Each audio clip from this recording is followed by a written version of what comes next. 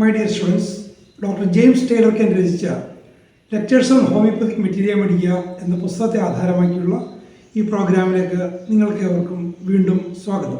നമ്മൾ ഈ സീരീസിൻ്റെ 70ാമത്തെ എപ്പിസോഡിലേക്ക് എത്തിയിരിക്കുകയാണ്. ഈ എപ്പിസോഡിൽ നമ്മൾ സോർണം എന്ന അധ്യായം തുടരുകയാണ്. അതിൻ്റെ 3ാം ഭാഗമാണ് ഈ എപ്പിസോഡിൽ വരുന്നത്. സോർണത്തിൻ്റെ വളരെ പ്രധാനപ്പെട്ട ചില മെൻ്റൽ സിംറ്റംസ് ഈ ഭാഗത്ത് കെൻ്റ് വിശദീകരിക്കുന്നുണ്ട്. നമുക്കത് ശ്രദ്ധാപൂർവം ശ്രമിക്കാം. The psorinum patient himself is one of debility. വളരെ തളർന്ന് ക്ഷീണിച്ച, ഒന്നിനും വയ്യാത്ത, എപ്പോഴും കിടക്കണമെന്ന് ആഗ്രഹിക്കുന്ന, ഒരു എനർജറ്റിക് അല്ലാത്തൊരു ഒരു പ്രകൃതമാണ് സോർണം പേഷ്യൻ്റേത്. He wants to go home after a short walk. പുറത്തിറങ്ങി കുറച്ചൊന്ന് നടന്നാൽ മതി, നടന്നു നിർത്തി തിരികെ വീട്ടിലേക്ക് പോകണം. അത്രയ്ക്ക് ഒരു ഉൾക്കരുത്തില്ലാത്തൊരാൾ. He's worse in open air. നേരത്തെ കണ്ടതാണ്.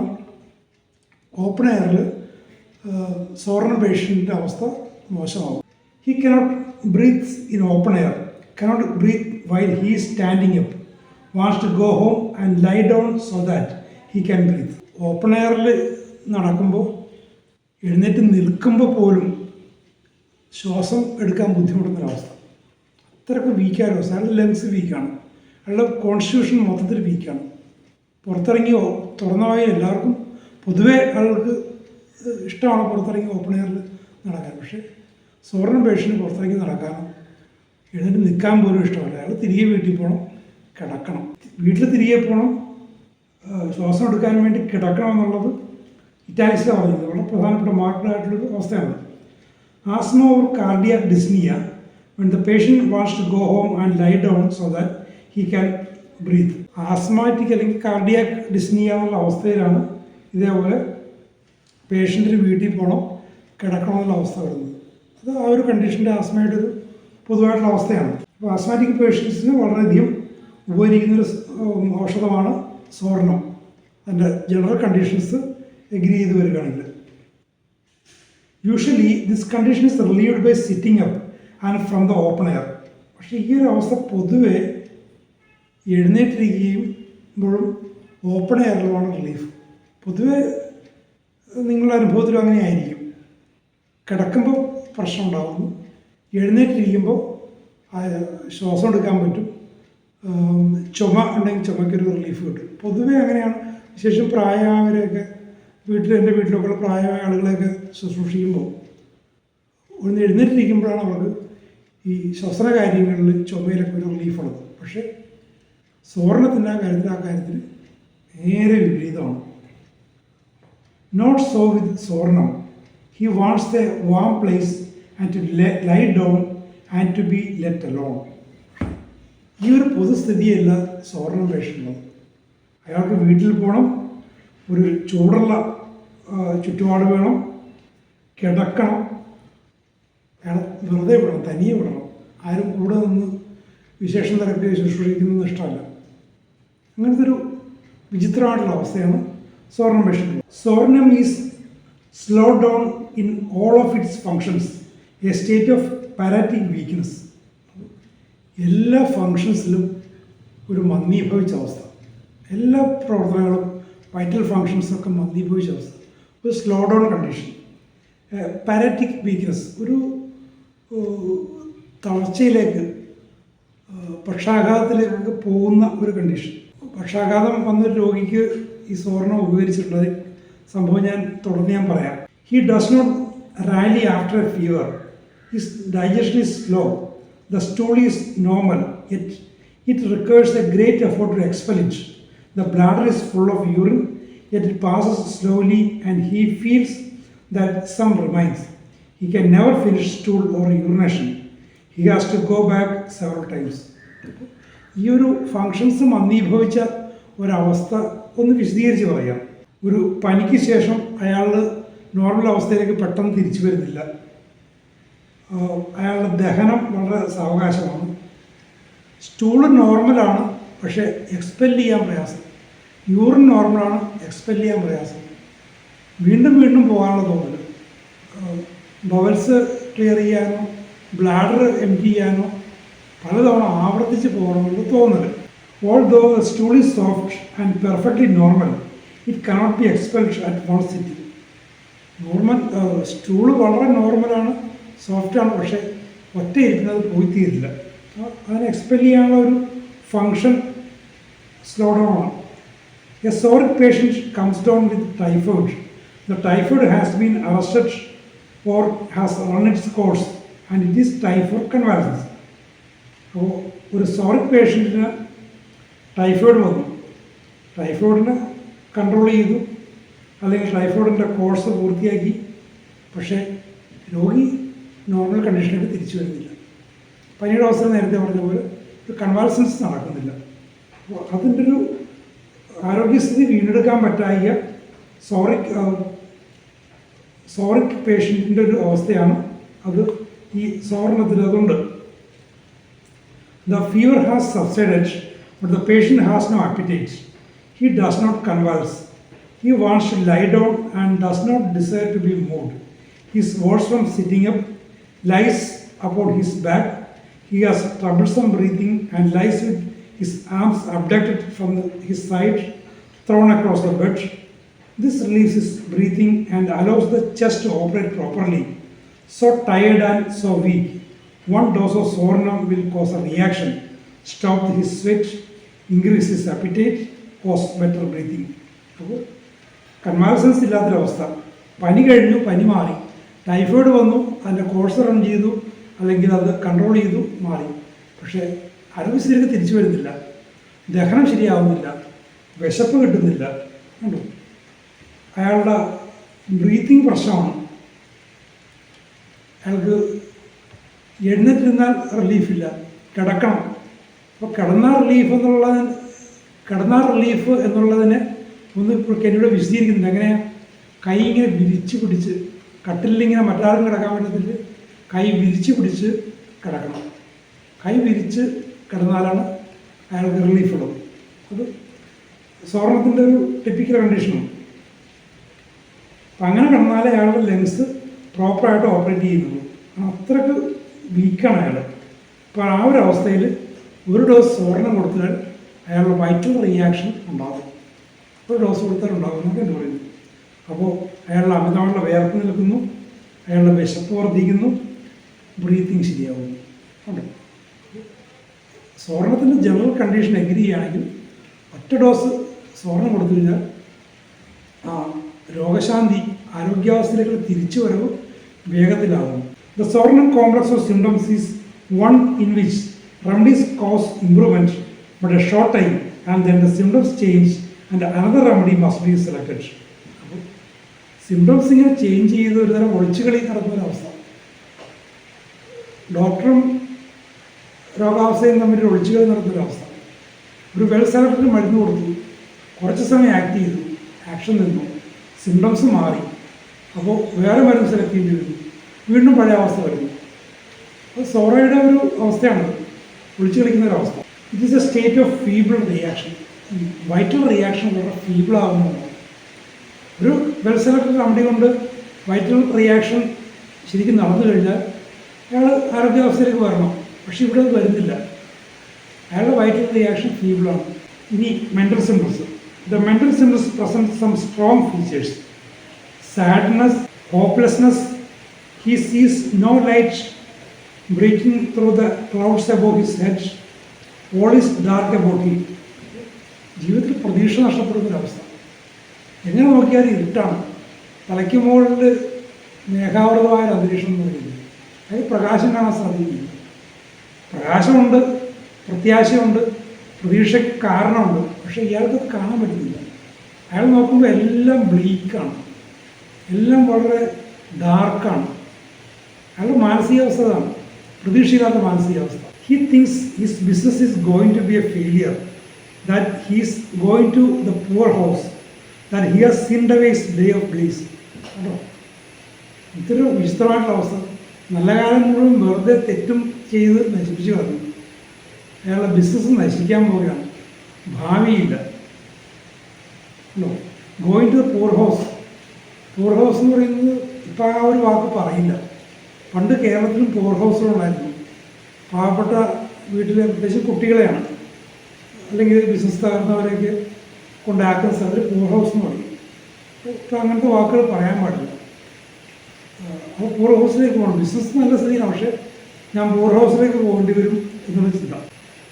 This is A fixed idea during the day and he dreams about it at night. അപ്പോൾ പകൽ സമയം മുഴുവൻ ഇതൊരു ഫിക്സഡ് ഐഡിയ ആണ്, അത് മാറ്റമില്ല. അത് മറ്റൊന്ന് മാറ്റി ചിന്തിക്കാൻ പറ്റുന്നില്ല.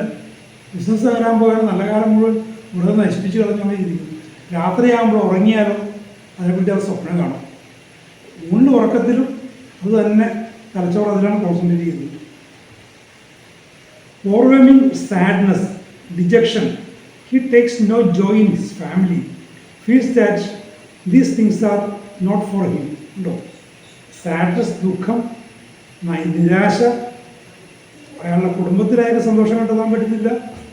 ഈ സന്തോഷകരമായ കുടുംബം എന്നൊക്കെ പറയുന്നത് എനിക്ക് പറ്റിയതല്ല എന്നുള്ള ചിന്ത ഉണ്ടോ? ഇത്ര നെഗറ്റീവാണ്. His business is prosperous, yet he feels as if he were going to the poor house. Business നല്ല അഭിവൃദ്ധിയിൽ പോകുന്നുണ്ട്, എന്നാലും താൻ പൂർ ഹൗസിലേക്ക് പോകേണ്ടി വരുമെന്ന് അയാൾ ചിന്തിക്കുന്നു. ബിസിനസ് നന്നായിട്ട് നടക്കുന്നു, പണം വരുന്നു, എന്നാലും താൻ ദരിദ്രനായി തീരും, ഈ പൂർ ഹൗസ് അല്ലെങ്കിൽ അനാഥമന്ദിരത്തിൽ പോയി കിടക്കേണ്ടി വരും എന്നുള്ള ചിന്ത വരുന്നു. No joy or realisation of benefit. ആനന്ദം അനുഭവിക്കാൻ പറ്റുന്നില്ല. ജോയ്, ആനന്ദം അനുഭവിക്കാൻ പറ്റുന്നില്ല. നേട്ടങ്ങളെ റിയലൈസ് ചെയ്യാൻ പറ്റുന്നില്ല. ബിസിനസ് പ്രോസ്പറസ് ആണ്, നേട്ടങ്ങൾ ഉണ്ടാകുന്നു, പക്ഷെ അതിനെ റിയലൈസ് ചെയ്യുക, ജീവിതത്തിൽ ഒരു നേട്ടത്തെ റിയലൈസ് ചെയ്യുന്ന അതിന് നേരത്തെ സന്തോഷം ഉണ്ടാകുന്നു അല്ലെങ്കിൽ ആനന്ദം ഉണ്ടാകുന്നു, അതില്ല, അത് റിയലൈസ് ചെയ്യാൻ പറ്റുന്നില്ല. Extremely irritable, wants to be alone. വല്ലാതെ ഇറിറ്റബിളാണ്, ഒറ്റയ്ക്കാകണം, ആരും കൂടെ വരണ്ട. അയാൾക്ക് ഒറ്റയ്ക്കായിട്ട് അയാളുടെ ചിന്തകളിന്മേൽ ഇങ്ങനെ ബ്രൂഡ് ചെയ്തുകൊണ്ടിരിക്കണം. അയാളുടെ ചിന്തകളുമായിട്ട് അയാളുടെ അയാളുടെ ചിന്തകൾ മതി. ഈ ചിന്തകളാണെങ്കിൽ നെഗറ്റീവ് ചിന്തകളാണ്. Full of anxiety, even of suicide. വല്ലാതെ ആങ്സൈറ്റിയാണ്, ഉത്കണ്ഠകളാണ്,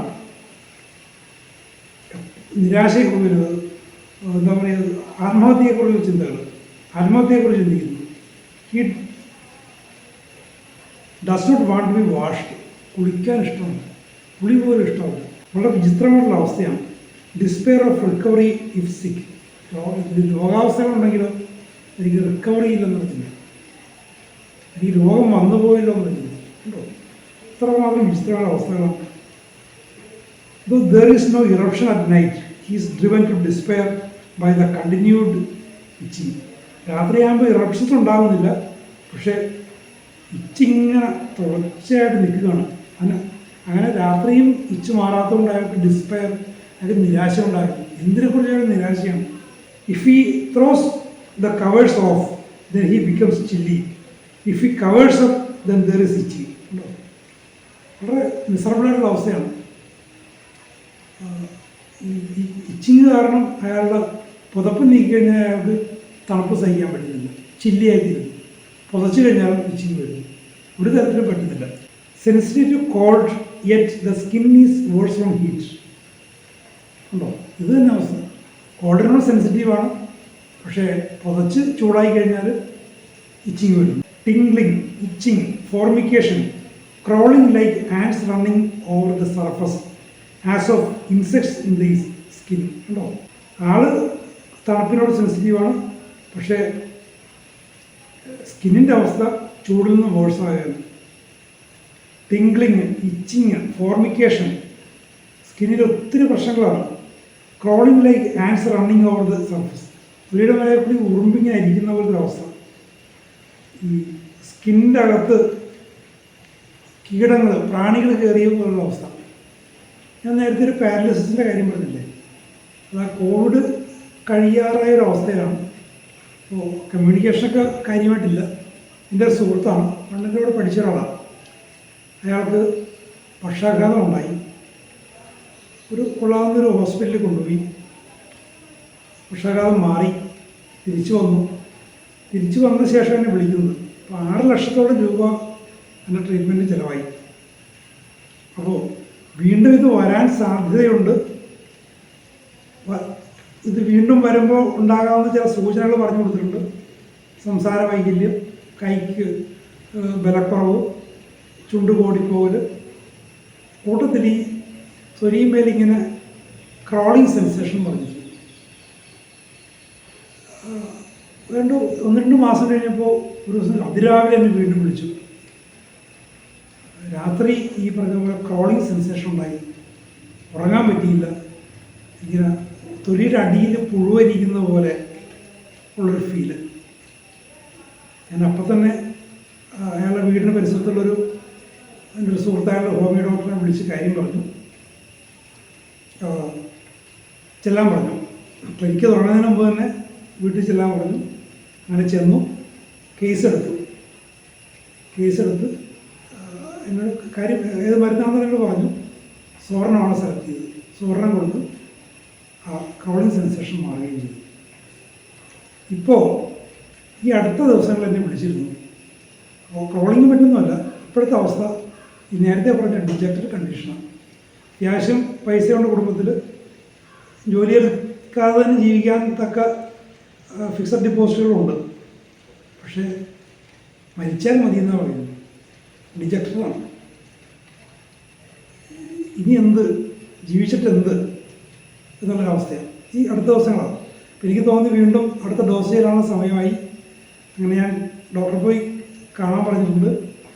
ഡോക്ടറെയും ഞാൻ വിളിച്ചു പറഞ്ഞിട്ടുണ്ട്. ഇന്നലെയാണ് ഇന്ന് സംഭവം. വളരെ യാദൃശ്ചികമായിട്ട് ഈ സ്വർണ്ണത്തെക്കുറിച്ച് പറഞ്ഞുകൊണ്ടിരിക്കുമ്പോൾ തന്നെ ആ ഒരു സംഭവം ഉണ്ടായി. ചിലപ്പോൾ സ്വർണ്ണത്തിൻ്റെ റിപ്പീറ്റേഷൻ അയാൾക്ക് വേണ്ടി വന്നിരിക്കാം. Especially suited to broken down individuals who have vertigo as soon as they go into open air, becomes dizzy and wants to go home and lie down, afraid they will lose their breath. ആ ഒരു open എയറിനുള്ള പ്രശ്നം വീണ്ടും പറയുകയാണ്. Broken down individuals, അല്ലാതെ രോഗങ്ങളാലും മറ്റ് പ്രശ്നങ്ങളാലും ആകെ തകർന്ന അവസ്ഥ. എൻ്റെ ജീവൻ തകർന്നു എന്നൊക്കെ ചിലർ പറയുന്നത് ബ്രോക്കൺ ഡൗൺ കണ്ടീഷൻ. അവർക്ക് വളരെ വിശേഷപ്പെട്ട ഔഷധമാണ് എസ്പെഷ്യലി സ്യൂട്ടഡ് എന്ന് പറയുന്നത്. അങ്ങനെ പറയുന്നത് വളരെ വിശേഷപ്പെട്ട ഔഷധമാണ്. ഉണ്ടോ, ഒരു ഓപ്പൺ എയറിലേക്ക് പോകുമ്പോൾ തന്നെ തകർക്കുന്നു, ഡിസി ആകുന്നു, വീട്ടിലേക്ക് പോകണം, വാണ്ട്സ് ടു ഗോ ഹോം, വീട്ടിലേക്ക് കൂടി കിടക്കണം, ശ്വാസം നഷ്ടപ്പെട്ടു, ശ്വാസം കിട്ടാതെ വരുന്ന പേടി. അങ്ങനെ ഓപ്പൺ എയർ വലിയ പ്രശ്നമുള്ള രോഗിയാണ് സ്വർണ്ണം. ഓപ്പൺ എയർ ഒരുപാട് പ്രശ്നങ്ങൾ വരുന്നു, ശാരീരിക പ്രശ്നങ്ങൾ, മാനസിക പ്രശ്നങ്ങളൊക്കെ വരും. അപ്പോൾ ഇത്തരം അവസ്ഥകൾ നന്നായിട്ട് മനസ്സിലാക്കുക. ഉചിതമായ ഘട്ടങ്ങളിൽ ഞാൻ നേരത്തെ പറഞ്ഞ പോലെ പാരലിസിൻ്റെയൊക്കെ അവസ്ഥയിൽ വളരെയധികം ഉപകരിക്കും. ഉണ്ടല്ലേ, 6 ലക്ഷം രൂപയാണ് പോയി ഹോസ്പിറ്റലിൽ പോയി ചിലവഴിച്ചത്. ആ ഒരു സമയത്ത് ഹോമിയോപ്പതി ഡോക്ടറിനെ കാണാനും ഭംഗിയായിട്ട് കേസെടുക്കാനും സ്വർണ്ണമോ മിക്കവാറും സ്വർണ്ണമായിരുന്നിരിക്കും ആ പേഷ്യൻ്റ് കൊടുക്കാനും സാധിച്ചിരുന്നെങ്കിൽ അത്രമാത്രം ആശ്വാസം ആ രോഗിക്കുണ്ടായില്ലേ, ശാരീരികമായിട്ടും മാനസികമായിട്ടും സാമ്പത്തികമായിട്ടും. അപ്പോൾ സ്വർണ്ണത്തിന് ഇത്തരം പ്രോപ്പർട്ടീസിനെ കുറിച്ച് നന്നായിട്ട് മനസ്സിലാക്കുക. ഉചിതമായിട്ട് ഘട്ടങ്ങളിൽ വളരെ വിവേകപൂർവ്വം നമ്മൾ വിനിയോഗിക്കുക. സ്വർണ്ണത്തെക്കുറിച്ചുള്ള കൂടുതൽ വളരെ വിലപ്പെട്ട വിവരങ്ങൾ നമുക്ക് അടുത്ത എപ്പിസോഡിൽ കേൾക്കാം. ഇതുവരെ ഈ എപ്പിസോഡ് വാച്ച് ചെയ്ത എല്ലാവർക്കും വളരെ നന്ദി.